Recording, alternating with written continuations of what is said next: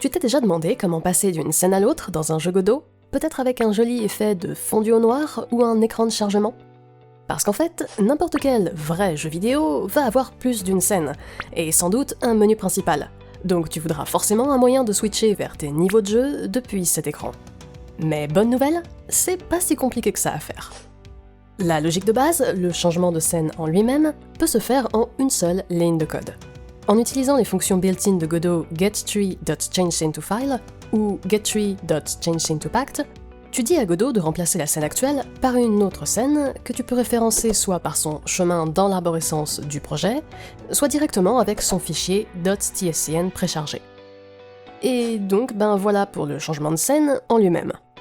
Mais bien sûr, c'est un peu brutal, et les joueurs risquent de trouver ça vraiment bizarre, surtout que nos jeux modernes font des transitions bien plus avancées. Donc si tu veux aller un peu plus loin, une bonne petite astuce, facile à mettre en place, c'est d'ajouter un effet de fondu au noir à ta transition. Pour ça, tu peux utiliser un autoload dans Godot. L'idée, c'est la suivante. D'abord, tu crées une nouvelle scène dans ton projet avec un nœud contrôle, comme racine, qui prend toute la taille de l'écran. Ensuite, tu lui donnes un nœud enfant, de type colorRect, avec une couleur noire, et qui couvre aussi tout l'écran. Note que tu peux bien sûr changer cette couleur selon la couleur vers laquelle tu veux faire ton fondu entre les scènes. Une fois que c'est fait, enregistre cette scène comme un nouveau fichier dans ton projet, puis ouvre les paramètres du projet, va dans l'onglet Globals, et ajoute cette scène comme un autoload dans ton projet Godot.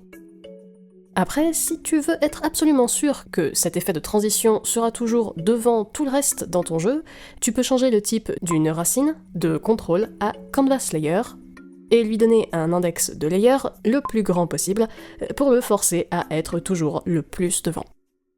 Et enfin, resélectionne la racine de ta scène et donne-lui un script comme celui-ci. Dans ce script, on a une fonction qui gère la logique de transition de scène toute seule, et qu'on peut appeler super facilement depuis n'importe où dans le code, puisque notre scène est enregistrée comme un autoload. Dans cette méthode, on peut bien sûr utiliser une fonction built-in de Godot pour vraiment changer de scène, mais on peut aussi rajouter du code, avant et après, pour afficher notre colorRect noir et bloquer les inputs, ou faire l'inverse une fois que la scène a été chargée.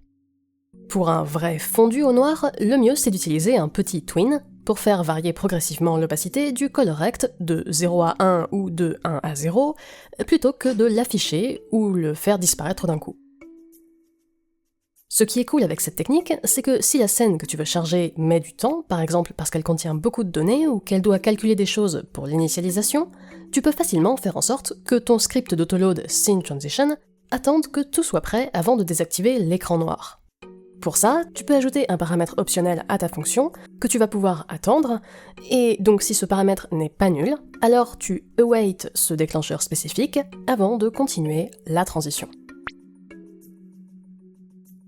Dans le reste de ton code, tu peux ensuite utiliser un événement, par exemple, que tu émets une fois que tout est chargé et que tu passes à ton appel SceneTransition.goToScene en tant que awaitable. En plus, si tu veux, tu peux même montrer un petit composant loader pendant que toutes ces données se préparent, et ton script SceneTransition se chargera de ça automatiquement.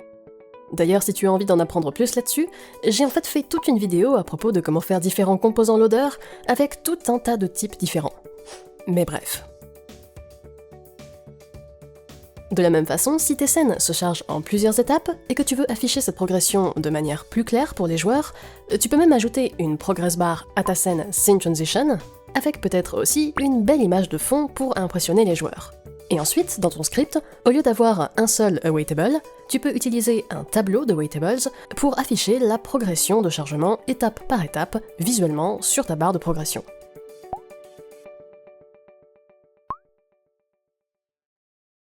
Et voilà, tu connais maintenant quelques techniques simples pour améliorer le flow de ton jeu et mieux gérer tes transitions de scène dans Godot.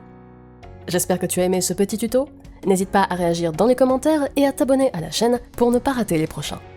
Et bien sûr, un grand merci à mes membres Patreon pour leur soutien et à toi pour avoir regardé.